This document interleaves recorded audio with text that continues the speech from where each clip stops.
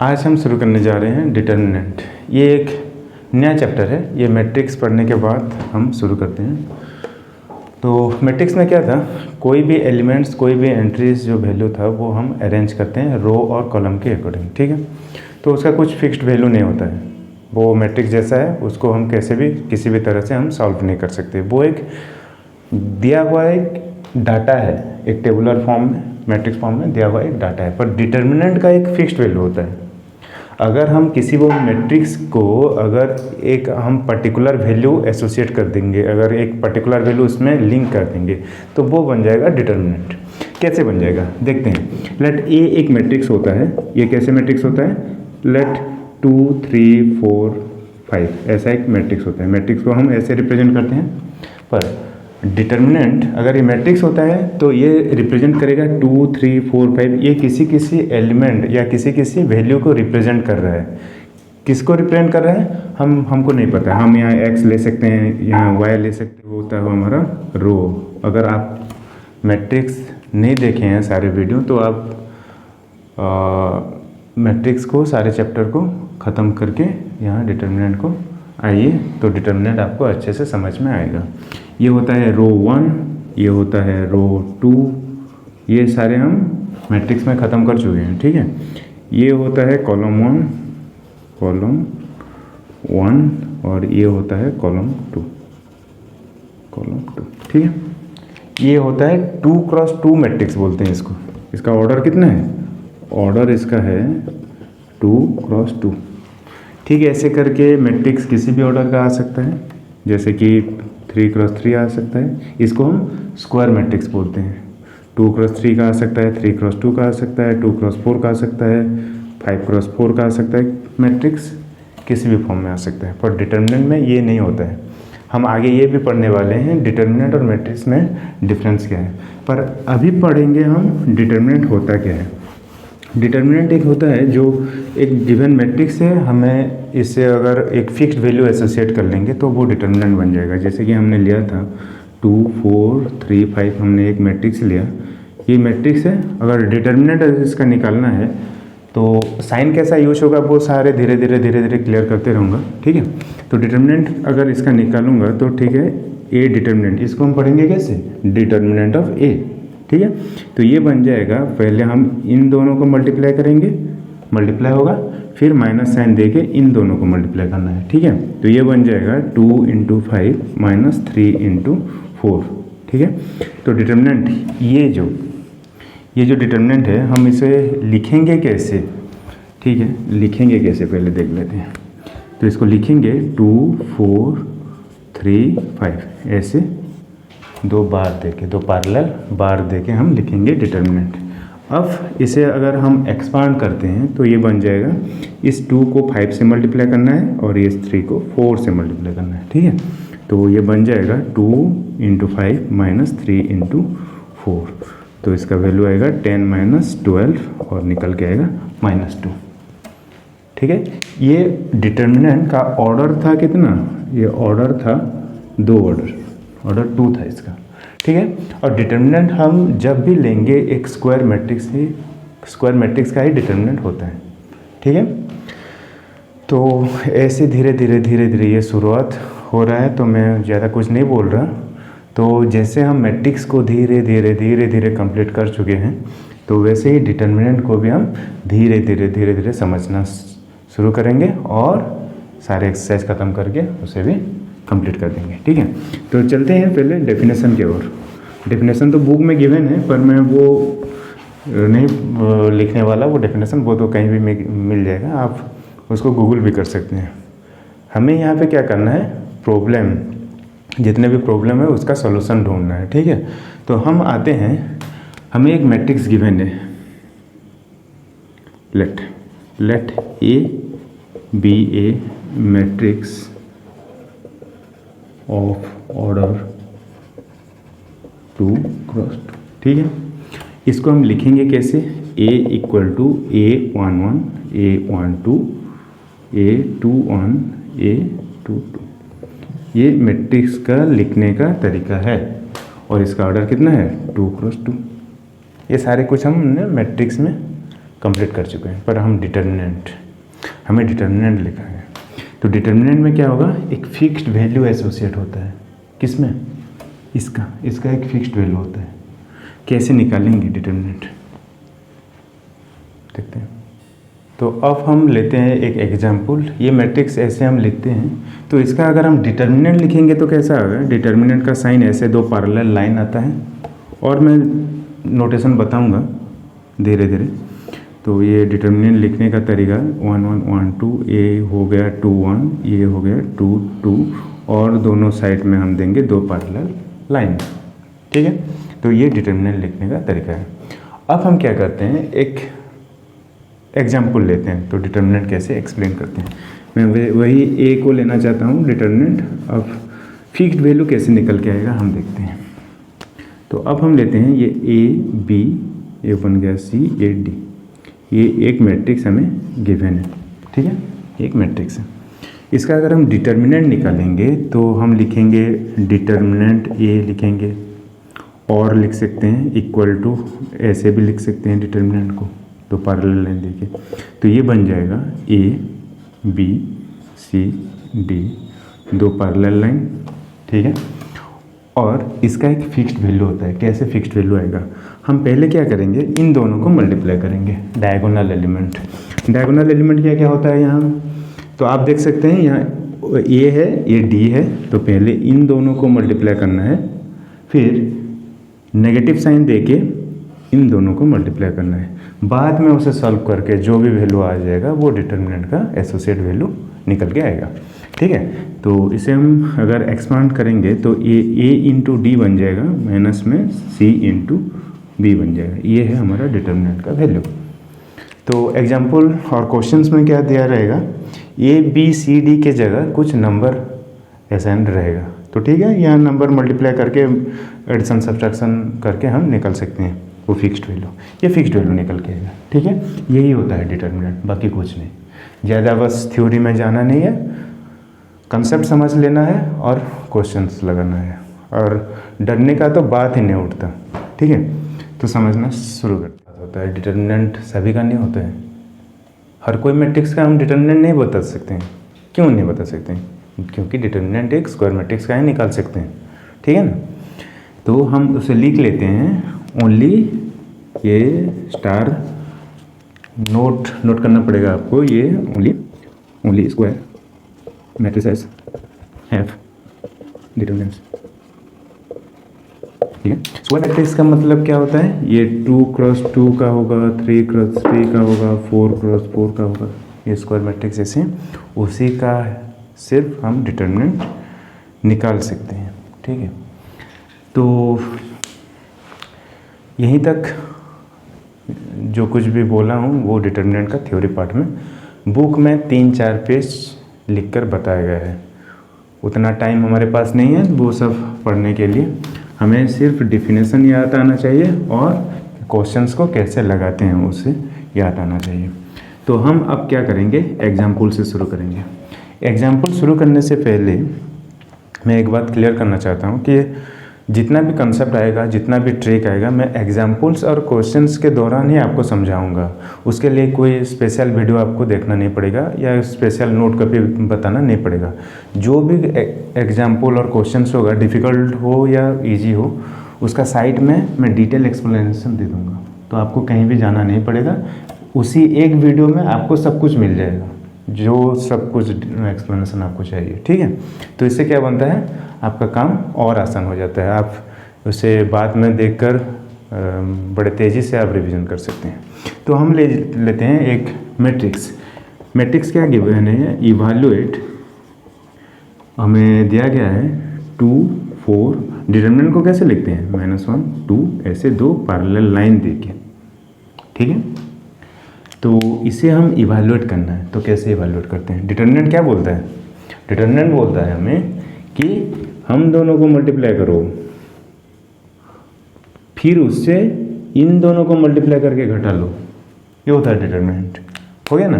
तो क्या करते हैं, इसको 2 × 2 दे देते हैं, माइनस साइन रहेगा, ये डिटर्मिनेंट में ऐसा होता है, और ये -1 × 4 होगा, ठीक है, ये बन जाएगा डिटर्मिनेंट। तो ये 2 इंटू 2 4 माइनस ये -4 होगा। तो अगर हम इसे सॉल्व करते हैं तो 4 + 4 दिस इज 8, ये वैल्यू निकल के आएगा। तो इस डिटर्मिनेंट का जो एसोसिएट वैल्यू मैं बोल रहा था ना, पहले एसोसिएट वैल्यू 2-3 बार बोला हूँ, तो ये एसोसिएट वैल्यू है। तो ये 8 जैसे लिखा है, इसका वैल्यू 8 आएगा। कोई अगर डिटर्मिनेंट कोई अगर नहीं पढ़ा होगा तो इसको समझ नहीं पाएगा, इसका वैल्यू 8 आएगा। आप बोल सकते हैं इसका एसोसिएट वैल्यू कितना होगा। इसका एक फिक्स वैल्यू होता है। क्या फिक्स वैल्यू होता है? 8 होता है। ठीक है, कैसे आता है वो सारा कुछ समझा दिया बहुत ही आसान तरीके से। ठीक है, अब हम देखते हैं और एक क्वेश्चन गिवन है, इवैल्यूएट, ये एक एग्जाम्पल है। इवैल्यूएट पॉलिनोमियल फॉर्म में दिया हुआ है x + 1 x - 1 x। इसका हमें डिटर्मिनेंट निकालना है। कैसे निकालें? इसका कैसे फिक्स्ड वैल्यू आएगा? हमें x ही पता नहीं है। अगर x पता होगा तो डिटर्मिनेंट आ जाएगा, पता नहीं होने से भी आएगा। इसको सॉल्व तो कीजिए फर्स्ट। क्या सीखा था हमने? सीखा था हम दोनों को मल्टीप्लाई करो, सब्सट्रैक्शन करके इन दोनों को मल्टीप्लाई करो। हो गया ना? तो ऐसा एक टर्म अगर आएगा तो यहाँ एक ब्रैकेट लगा लेना, एक अच्छा रहेगा। ठीक है, तो देखते हैं इसको। आप हम सॉल्व करेंगे तो x × x होगा, माइनस में हम देते हैं क्या x - 1, यहाँ आएगा x - 1, इसके साथ मल्टीप्लाई होगा x + 1। हो गया? ठीक है ना? हो गया? ठीक है, तो इसको हम सॉल्व करते हैं। ये हो गया x² माइनस, इसको अब अगर हम सॉल्व करते हैं कितना आएगा?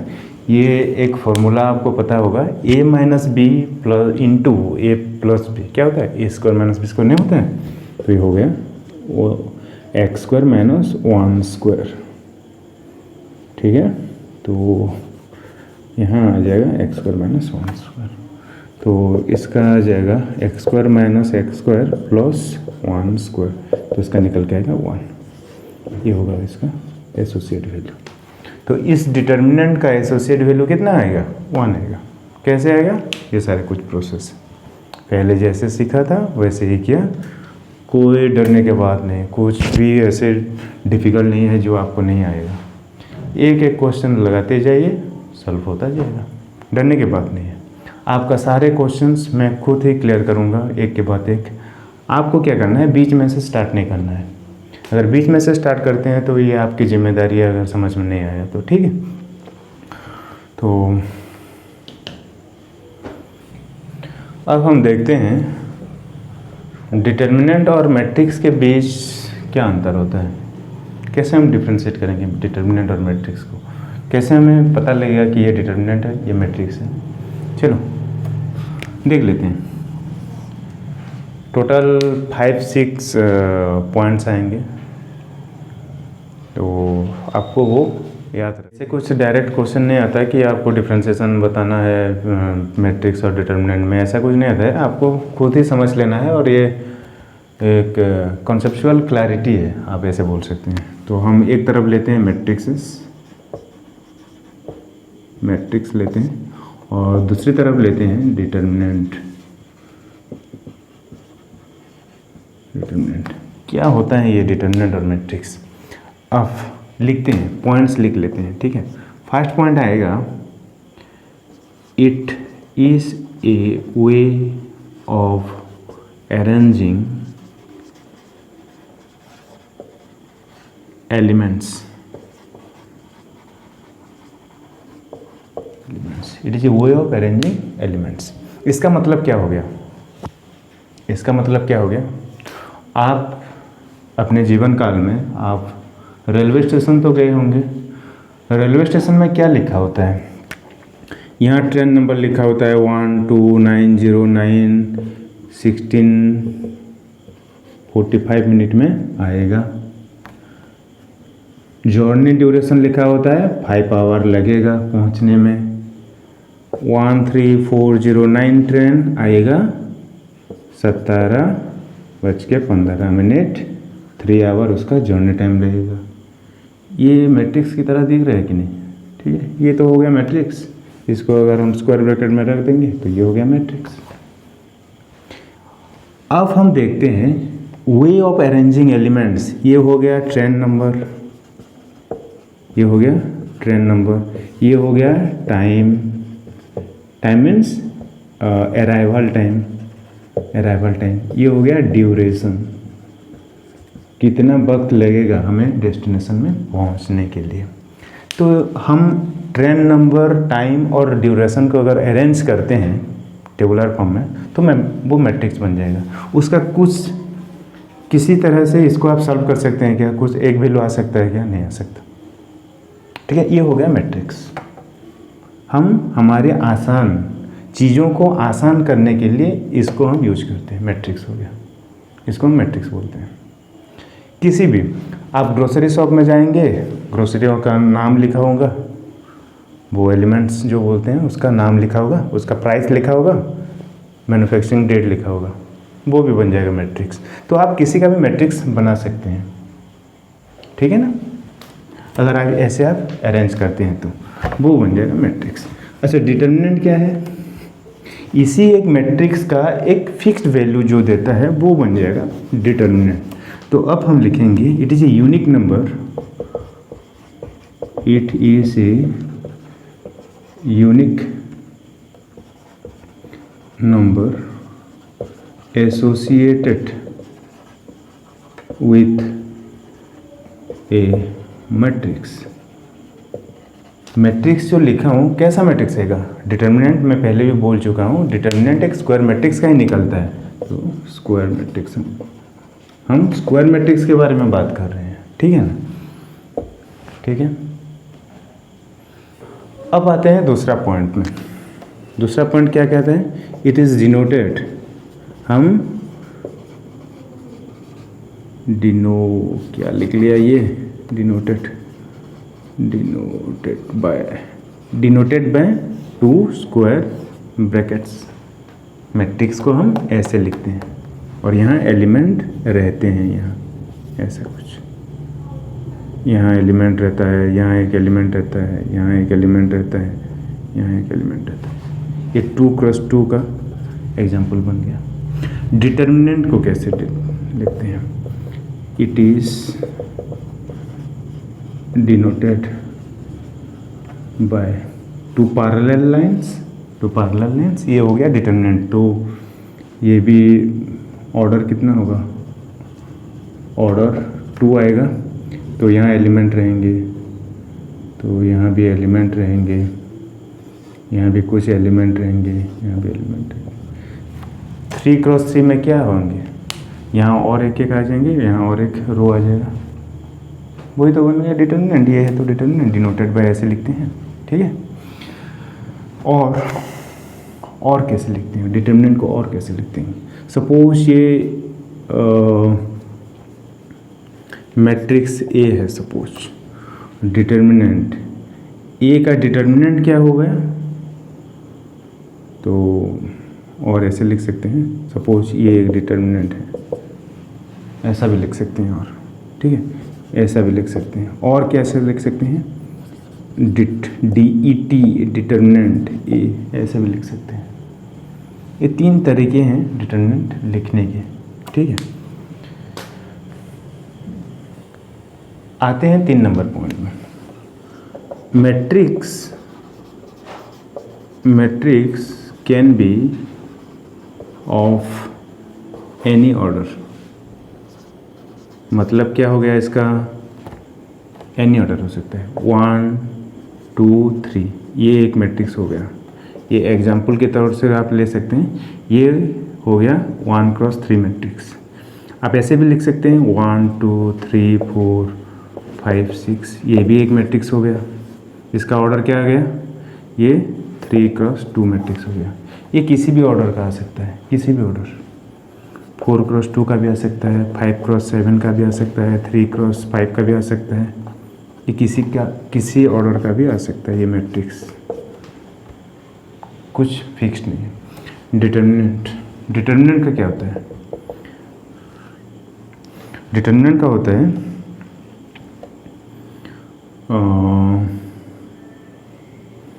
Number of rows equal to number of columns. Number of rows equal to number of columns, मतलब ये क्या हो गया 1 2 3 4 5 6। अगर हम ऑर्डर 2 का डिटर्मिनेंट लेंगे, ऑर्डर 2 लेते हैं, ऑर्डर 2 लेते हैं 1 2 3 4, ये बन गया एक डिटर्मिनेंट। ऑर्डर 3 का लेते हैं 1 2 3 4 5 6 7 8 नहीं, ये ऑर्डर 3 का है। वैसे आप ऑर्डर 4 ऑर्डर 5 का भी ले सकते हैं, पर हमारे एग्ज़ाम में क्या आएगा, कितने तक आएगा, ऑर्डर 3 तक डिटर्मिनेंट का प्रॉब्लम्स आते हैं। ठीक है, अगर हम फोर्थ एक इम्पोर्टेंट डिफरेंस देखेंगे मैट्रिक्स और डिटर्मिनेंट में, वो होता है मल्टीप्लिकेशन को लेके। अगर हम एक स्केलर को एक मैट्रिक्स के साथ अगर हम मल्टीप्लाई कर देते हैं, तो मैट्रिक्स में जैसे हम पढ़े हैं तो इसका वैल्यू क्या निकल के आता है, ये के जो है, ये जो के स्केलर है, ये हर एक एलिमेंट के साथ मल्टीप्लाई होता है मैट्रिक्स में। तो इसका वैल्यू क्या आएगा, के ए, के बी, के सी, के डी, ऐसा बन के आता है मैट्रिक्स में। डिटर्मिनेंट में क्या होता है देखते हैं।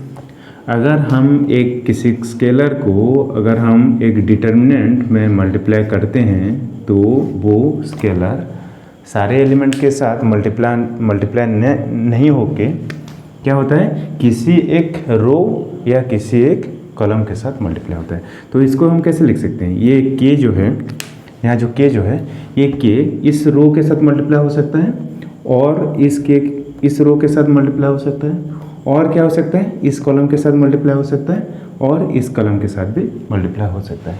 इसका 4 तरीके हैं लिखने का, तो लिख लेते हैं, आपको क्लियर हो जाएगा। के ए, के बी, सी, डी। अब हम ऐसे लिख सकते हैं, और कैसे लिख सकते हैं, ए बी हम लिख लेते हैं, और के सी, के डी, ये भी एक तरीका हो गया। और क्या करते हैं, के को अब हम रो में मल्टीप्लाई नहीं करके हम कॉलम में मल्टीप्लाई करते हैं, तो क्या बन जाएगा, के ए, के सी, ये बन जाएगा बी, ये बन जाएगा डी, ये भी हो जाएगा। और क्या हो सकता है, सेकंड कॉलम में हम मल्टीप्लाई करेंगे, ए, के बी, सी, के डी, ये चारों वैल्यू एक ही है। लिखने का तरीका अलग अलग है, पर ये चारों वैल्यू एक ही है। ठीक है, ये इसका डिटर्मिनेंट जितना आएगा, इसका वैल्यू जितना आएगा, तो इसका वैल्यू जितना आएगा, इसका सारे वैल्यू सेम रहने वाला है। तो ये होता है determinant.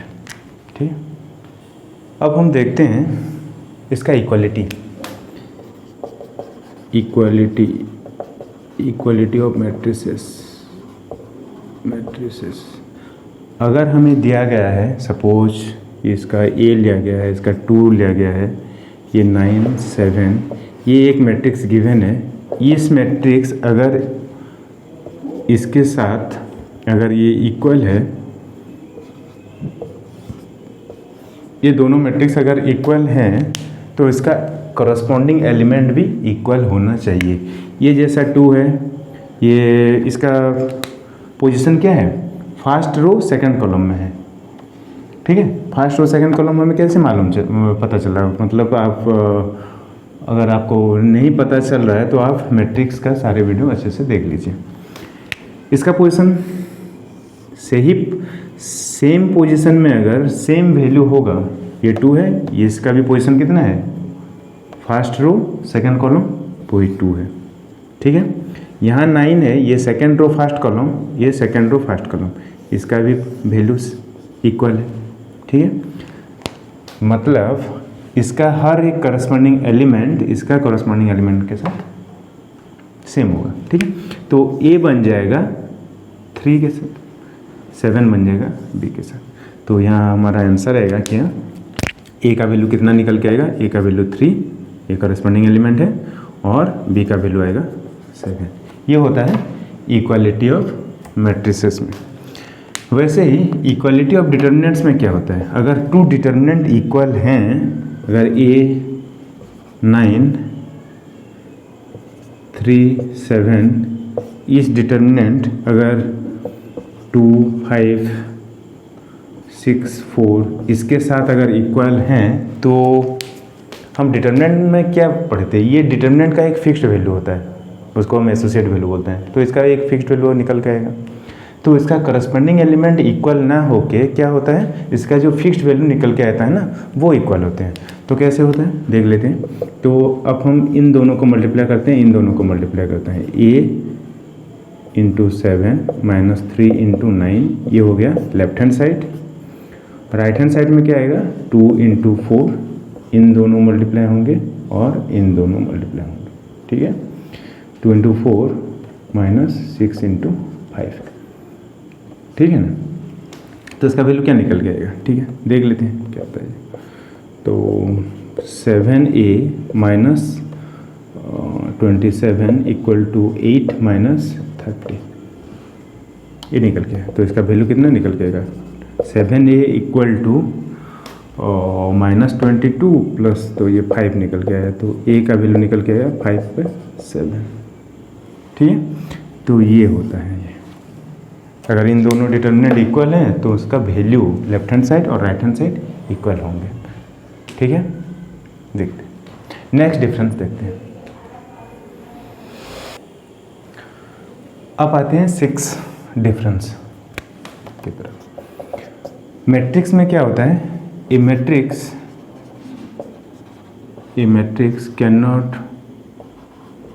cannot be reduced to a single number, ये होता है। हम मैट्रिक्स को एक सिंगल नंबर में एक्सप्रेस नहीं कर सकते हैं, पर एक डिटर्मिनेंट